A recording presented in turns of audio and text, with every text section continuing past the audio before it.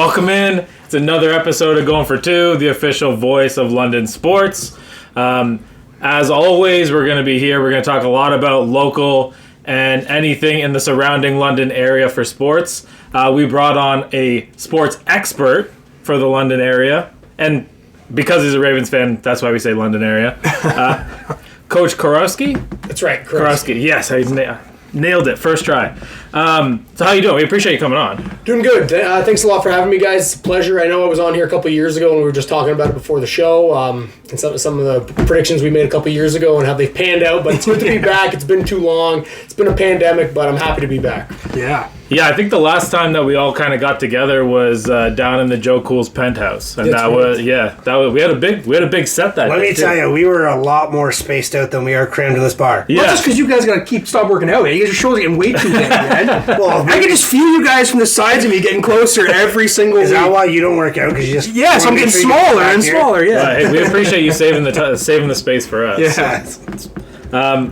All right, so let's jump right in. And I guess before we jump in, we should always thank our sponsors. I always forget to do that. Let's thank our sponsors, because without any of our sponsors, we wouldn't be here doing this today. But one thing that we followed very closely all season, and we've talked a lot about CCH actually, but the entire high school football season and how exciting it was, and I mean, how it ended was obviously fantastic. There was a great semifinal, a great final.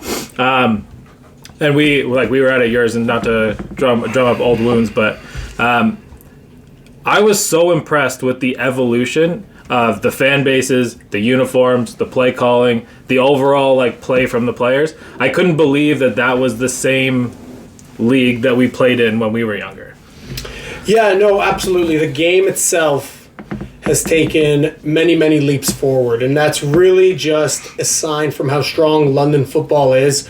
From the upper levels of it, such as what the Western Mustangs do, right. The London Beefeaters, where Chad and I coached for a year or two down there as well, and which trickled down into the high school ranks is a lot of strong coaches or players that come from these upper organizations have trickled into being either teacher coaches or community coaches at the high school ranks, and it's really benefited the game. Right. As you've said, the quality of play, performance on the field is reflective of that, and that's really a testament to the strong coaching that happens above high school football, and it's a trickle down from the Western Mustangs and the London Beefeaters. Right.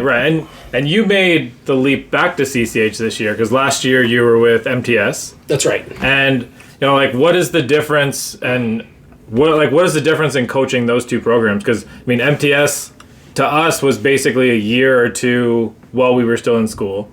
CCH has been a juggernaut for as long as I can ever remember in any sense. So I mean, did you feel any more pressure in one locker room or another?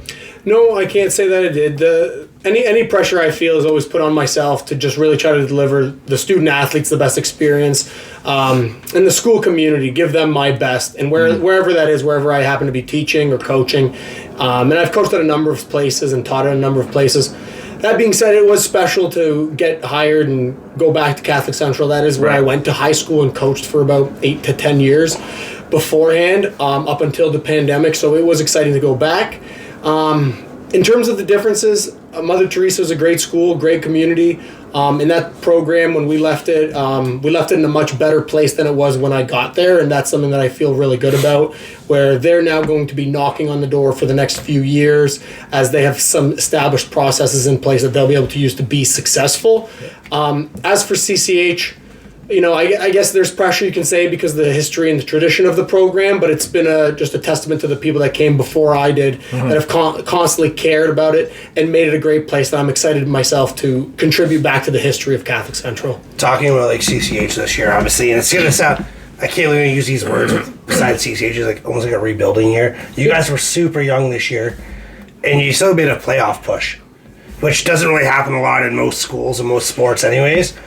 And it's crazy because whenever you hear CCH, you're like, that team's going to the finals.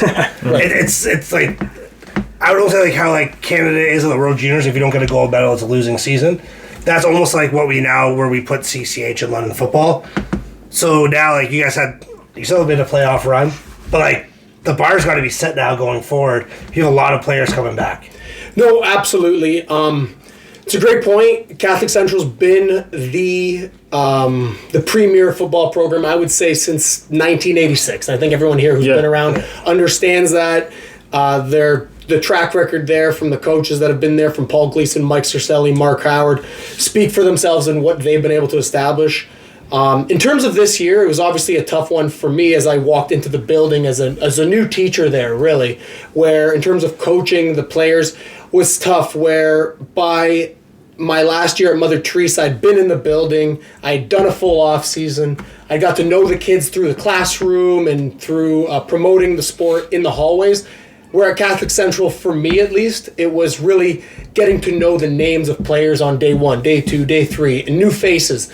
Learning the new building, even though I'd been there 5 years ago, it's new to me because I haven't worked there professionally yet. So those were the challenges that I had. In terms of the team this year, very young team this year from my assessment. I could see that early on in training camp.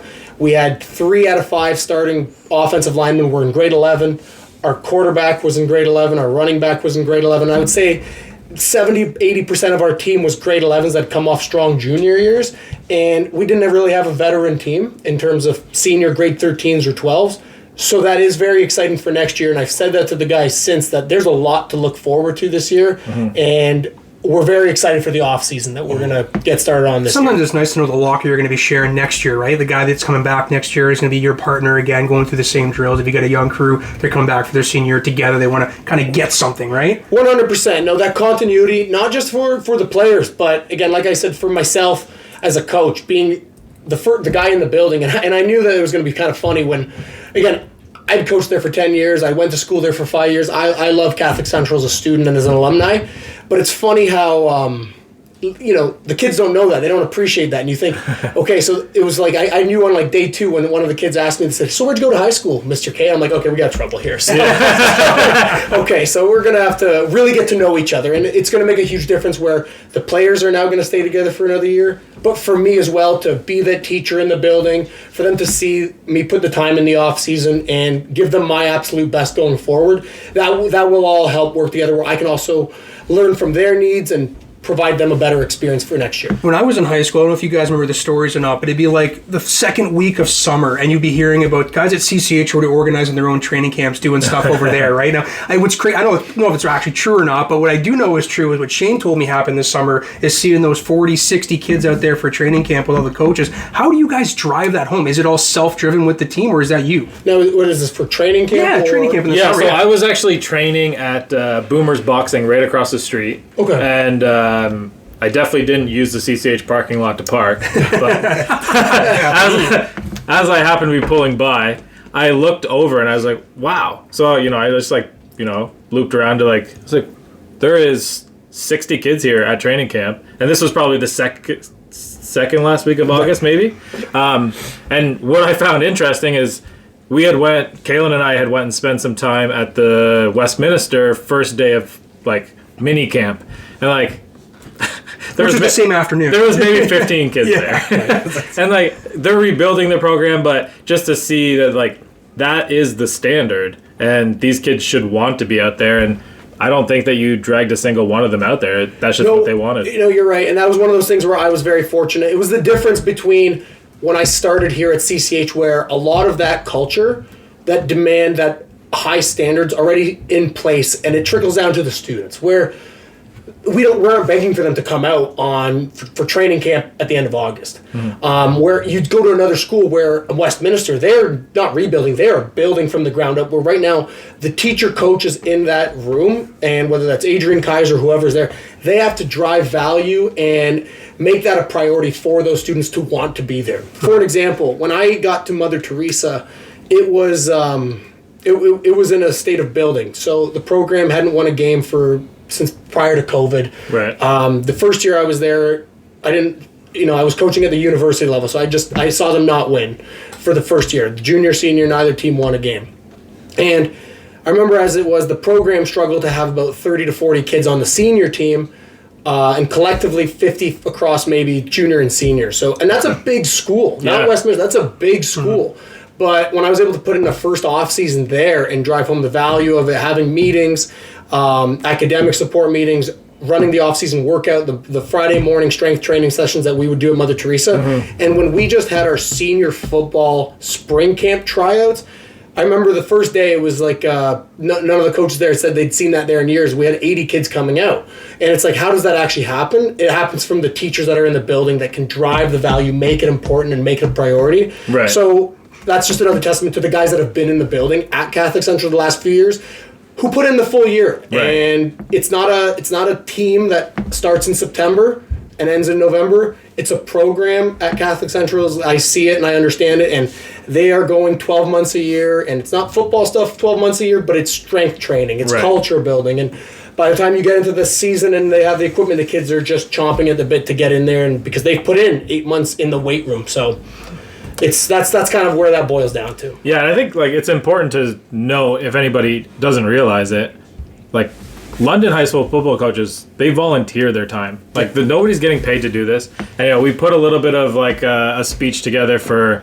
Mike Darling earlier this year, because that guy not only convened the league, but he was the athletic director for Oak Ridge, but he coached the senior and junior team. So like being able to like put that kind of effort into somebody else's kids, like you're adopting everybody's kids to be yours for a few months.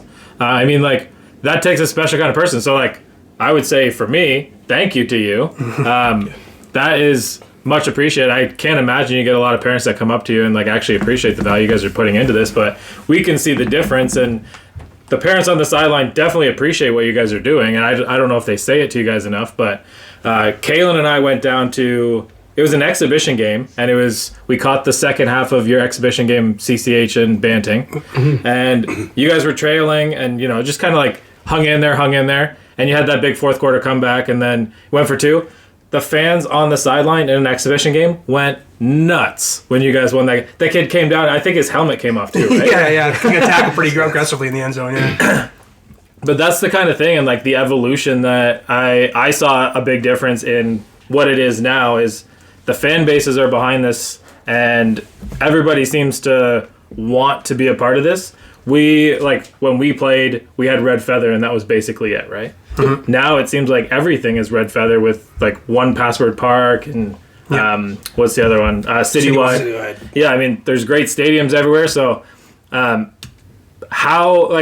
when you get the guys in, how do you get them ready for an 11 o'clock game at home? When there are those big stadium games out there, to get them ready for a home game. At Catholic Central? Is there any? Is it? Yeah, I guess Catholic Central is probably like a pretty like big field. It's a premier field, right? Yeah, but I mean, if it's an 11:30 game on a Thursday versus an 8 o'clock game on a Friday, what does that look like to you? Yeah, in terms of prioritizing the games. We look at every game one game at a time. So we don't say, hey, you're at 8 o'clock, it's now the showtime game. We don't make that a case ever for the kids. Mm-hmm. But the routines for them might just change. For example, if it's 11 a.m. game, the students will come in, they'll get off the bus at 8, they'll be excused by 9. We'll go as a team, we do our morning mass, pre-game meetings, and we're on the field warming up by 10:15. So it's a quick morning, it's great, get your coffee in you, and go right away. If it's an 8 o'clock game, which we've played a few of them, the procedure might be a little bit different. Sometimes it's tell the players after school day's over, go home, try to sleep, come back, report to Catholic Central, come back to the meeting rooms for 5, pre-game meetings, feed you guys, and then we get on the bus and go. So in terms of the priority between an 11, a 1, and an 8 o'clock game, I wouldn't say there is one. Okay. But in terms of how you get ready for the day, yeah, the 8 o'clock games are longer and they drag on.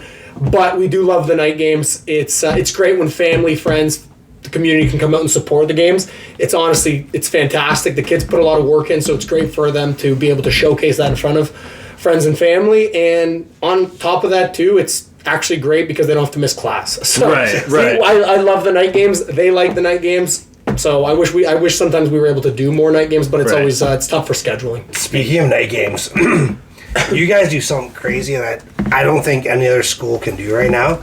Your alumni night is absolutely wild. Like, there has to be over 2,000 people there that night. Which reminds me, we have a helmet somewhere to put up here. Josh hasn't brought it in yet. We have a CCH helmet that's coming on set. Okay, I should have brought you guys. Yeah, Delberg has one waiting for us. Delberg, okay, yeah, that's right. We sent him to alumni night to get one. He was at alumni night, and he ended up winning a helmet. But yeah, you guys do something on alumni that no other school. I don't know if they do or they can do. Yep.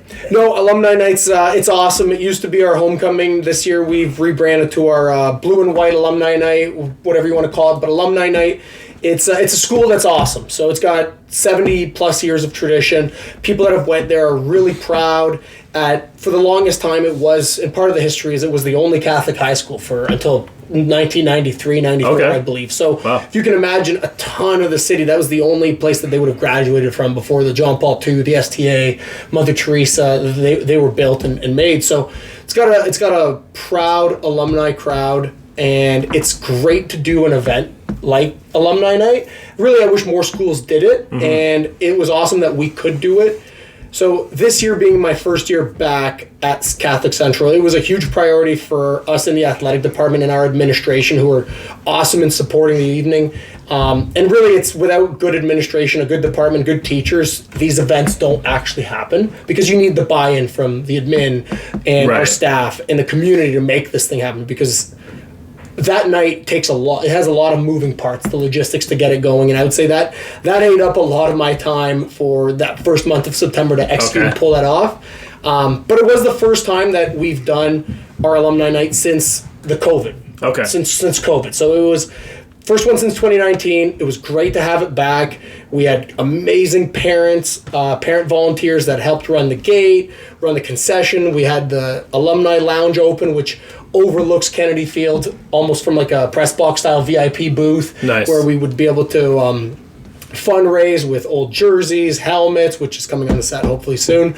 And it was just great because it's a chance for alumni to come back, reconnect, meet the current students, meet the recent graduates, meet the old players that have done a lot and walk through the halls again. And you're right. We the final ticket for the number, I believe we had, I think it was closer to 2,300, 2,500 fans actually showed up, paid for a $5 ticket, showed up, were there in attendance. So it was a huge crowd, and by all counts, an amazing success for a high school sports game that night. There was definitely, I don't think there was any high school game that had a bigger crowd than our alumni night against Lucas. Right, and we were at playoff games that didn't have that crowd. Now, you touched on it earlier about volunteering and becoming a coach, and what are if somebody wants to get involved in high school coaching, is it one of those that just kind of show up the field and slowly walk closer to the team and maybe they start talking? But how does somebody get involved in coaching? You might get arrested for that. Walk closer to the coaches, Shane, okay? No, so that's a great question. Oftentimes you see recent alumni, players, graduates who would maybe have played, want to come back and give back to their own community. I know at CCH, that often does happen. I saw that a lot at Mother Teresa, where a recent graduate wants to come back and help with a positional group, and they like to learn. That's how I started coaching 13 years ago. I was 2 years out of Catholic Central and got back into it by asking to help with the junior football program with George McCauley, and was very fortunate. He was a great mentor for me, took me under his wing, and then I worked with him, and then I worked with one of my former coach as well, John Paul Cicelli, at the junior Mustang level. And really, I think sometimes you do need that point of entry, that access, someone that you might have known. But how, I would encourage anyone to come out is reach out, ask, get involved. And one of the things I like to do for anyone, and I was fortunate at Mother Teresa and even at Catholic Central, is people who've never coached, don't let that hinder you. It's a game. We can all learn it. Right. We can all learn it. We can all learn how to coach. I would never say that needing to be a past player or in a position is a qualification to have to play. For example, I played offensive line and defensive line. I've coached the quarterbacks, the running backs, the defensive secondary, and all over the area, as has Chad. And I know you played quarterback, but you've been able to work with multiple positions. And really, if you can learn one, you can learn the other, and then you have that perspective from being to help to see how one works against the other. So really, again, I think if anyone that wants to reach out, it's a community member, it's a teacher, coach in the building, I encourage people to get out, try to help someone in your community. It doesn't have to be at CCH. I love it if it is, but help in our high school communities, because the kids need coaches. The kids need good coaches who care and want to put the time in. I'm glad you said that, because a lot of schools need coaches. Yep. Especially now, there's what? Well, look at Oak Ridge. I mean, we only had to do the senior and junior team. Well, this is why I'm bringing it up, is because I'm surprised that a team like Oak Ridge is so stout for coaches right now. Like, you think that people are lining up to be part of that program, that tradition in that area, right? Schools almost folded this year because people weren't volunteering, unfortunately, right? Yeah. Obviously, there has to be a teacher on site. That's the one big thing. But if you want to be involved in coaching, send an email. Reach out to Thames Valley. see what you need to do to get that out, because Right. without coaches, these kids can't play. Yeah. And a lot of kids, they need sports to stay in school. Yeah. That's the truth, right? Oh, yeah. Absolutely. They can reach out to us. We can connect them. Mm-hmm. I mean, we know enough coaches around here. How many times can you say no, right? That's great. That's great. Another thing I had for evolution, and I mean, we're kind of seeing the South game get started here.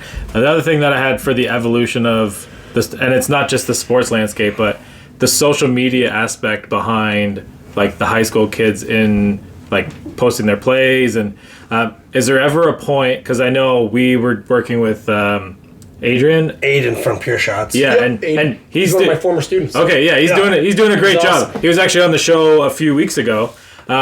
But do some of those hype videos that he puts out there, does that get in the back of a 16-year-old's mind? And like, how do you refocus that kid Yep. off of that? You know what? I don't know if it does. I don't know if it doesn't. But at the end of the day, all I know is it promotes the game, and it's good it's good for us to celebrate our successes. And I think it's important. That was one of the first things I did when I was at Mother Teresa. As I started and ran their MTS Spartans football account, I created from the ground up. And I thought it was a priority to post the player pictures, highlights, make the highlight reels for the year, capture the most memorable moments. And whether that's, we want to talk about kids getting too much pressure of seeing the plays up, I think it's important to still celebrate those successes. And that's the social media landscape, is the world we're living in. So at the end of the day, it's kind of one of those adapt or die situations. And you see a lot of the programs that are moving forward in terms of how to kind of attract players to want to be part of it. That just happens to be one of those things. I think that's important. It's going to become a prerequisite, almost not a prerequisite, but it's good to have it. And I think the more tech savvy we get and we understand how to use it positively, the better it is. And I was very fortunate. Now I'm running the CCH football social media along with one of my other coaches, Mark Howard. And, when I reached out to Aiden and said, hey, I'm here at Catholic Central this year, he came out, did a number of games for us earlier in the year, and his stuff's awesome. All I know is alumni come, parents reach out and they say, we love this stuff. This is awesome. I get to see highlights of my son on the team they're playing on. The kids are excited about it in the hallways. They're buzzing about it with an energy. And I think when kids see the positivity, it makes them want to come out and maybe play the sport. Right. Because that is like a carrot you're dangling in front of them, almost like, here's your moment under the spotlight. And I think that's important. So if that's their step foot in and it's through social media, I think that's fine. Yeah, and I think that makes a lot of sense. And, you're talking about connecting and reaching out to the students. If that is their preferred method of communication, social media, great, fine. Like, maybe that's the way you're going to find your next quarterback or your next... For sure. Next big defensive player. Now, I didn't play football until high school, so I can very vividly remember my welcome. Sparingly. Let's just put that Stop. But I can remember very vividly my welcome to football moment, and it was playing kick return in practice and realizing there's an ear hole that you have to be prepared to get smacked inside of, right? As a coach, have you had a welcome to the coaching yet at all? Has that happened to you? What has changed for you, that being a player and then coming to a coach? Yeah, I guess the hardest thing is the first year I coached, you really learn. You learn so much the first year you coach, and I think back to 13 years ago, and at the time I'm still playing at Western, and I'm coming out and I'm coaching the junior football team at CCH, and the welcome to moment, you realize you really got to try to meet the kids where they're at, and I find that that's the mistake young coaches make sometimes, is they expect, I don't want to say, like, you want to have high expectations for the kids, but sometimes it's almost like you have to understand that where they're at isn't the university system or what you see on TV on the NFL. And it's really sometimes less is more, where you come out with a plethora of ideas offensively, for example, that you want to be able to run and execute. And sometimes you realize, and some of the best guys who coach, you see South doing it right now, is there's brilliance in simplicity. And it's really keeping it simple and keeping it easy for the kids so that they can execute and they can play fast. And it's not what you know as a coach, it's what the kids know. So you really got to find ways to simplify your systems and ideas to just put your best athletes in position, then have every single thing available. It's funny you said that. Steve Snyder, head coach of Queens, I went down there for a couple days to work with him after my first season with the Beefs, and he asked me what one of my biggest hiccups were, and I said how much the terminology had changed. I don't know when you played, but I know when I played, we ran everything out of a route tree. Numbers, right? Yeah. You know what there isn't now? What? A route tree. It's a concept feature. It is now word association. So we came in, myself and Coach Maddox, with a route tree. And then we went to word concept on one side, road trip on the back side. That also did not work. We had to go down to a one-word association. So I was telling Steve this. And this is at the university level. He's like, Right. oh, yeah. He's like, it was one of the first things he had to learn as well is how can I just say one word that someone understands it opposed to saying X amount of terminology or numbers or whatever. Like, keep it as simple as possible, and that's how they're going to figure it out. That was my big Heck walk. was this when I was a high school student? I would say that's mine, and I would say that was mine earlier on, and then as the years have gone on, and I've been fortunate, and I've been a head coach, I've been a coordinator, I've been a positional coach, and I've watched sometimes people that are brand new to coaching come up, and sometimes they come right from playing football, Right. or where they've played at a very high level at Western or Queens or Windsor, Guelph, or Master, wherever, and then they come in, and it's there. I can always see it from, like, it's like you can see it 5 steps in front of it happening, right? It's like a train wreck in slow motion. It's like, well, that's going to be their moment when they're going to realize this is too much, and that's the same moment that they almost all share. So Right. Right, and that makes sense. And, as, we see the South game here, you guys got to play South once this year? yes, we played them at the end of the regular season. So how do you think, how did they measure up against the league? Naturally, they won the league, but could you tell right away that they were a team that was, to be reckoned with? Or is this a team that's kind of been built from the sky? It actually looks like it's snowing there. It is, Yeah, it's snowing down in Windsor. Snowy St. John. No, South is Mike Stenning and Dave Martin have done a good job there for a number of years. Yeah. It's been a solid program in the city. They've done a great job. They bring in good kids. They work hard, and they keep it simple for their kids offensively. And they have great players too that work hard, and they've done a great job. So we knew right away from the start of the year that, this year was going to be one of the closest years in a long time. We could say that anywhere. There was probably 4 or 5 teams that legitimately were able to compete for that city championship this year. They were Right. one of them. So we didn't know that there was no guarantee that it was South for sure. There was at no point, I don't think anyone in the city was saying South by a landslide. But this year was a close year in high school football between South and Laurier, Lucas, CCH. And then Banting came on hot later, and St. Andre is really coming along as a program too. I mean, I would say there were 6 legitimate teams this year in that top tier 1 that could have competed for a city championship. South was definitely one of them, and they've just done a good job for a while. But yeah, I mean, they're good. They got a strong quarterback in Andre Thompson, and some veteran players that have been there, and they've been knocking on the doorstep for a couple years. Yeah, getting to the public final or the public semifinal a couple times and losing to Laurier and Lucas pre-COVID. So this is the first time that they made it to a city championship since 2017. So it's been about 6 years, but they've been knocking on the door for a while. So. Right. So, what of the teams that you've seen this year, is there a team next year that we should be watching out for? I don't know you want to bang your own drum here, but is there somebody you're saying we might want to watch them next year? Yeah, I think a team that's going to be returning a lot of guys that will be strong next year would be St. Andre Bassett. They will return a grade 13 quarterback. Their offensive line was very well coached. Heavy training camp, like I'd driven by there, same thing, very heavy like you guys. Yep, no, their coaches do a great job. They've got some new teacher coaches in the building that really know their stuff, put in the good work. They run a full program all year now. St. Andre will be good next year, but I think the way Banting ended their season, granted they did beat us, but they went on a 4-game win streak. They beat Lucas for the first time, I want to say since the 90s, and they beat CCH. They beat us for the first time in 30 plus 40 years as well. So they went on a 4-game win streak, and a lot of that's highlighted by their grade 12 quarterback, Jackson McKay.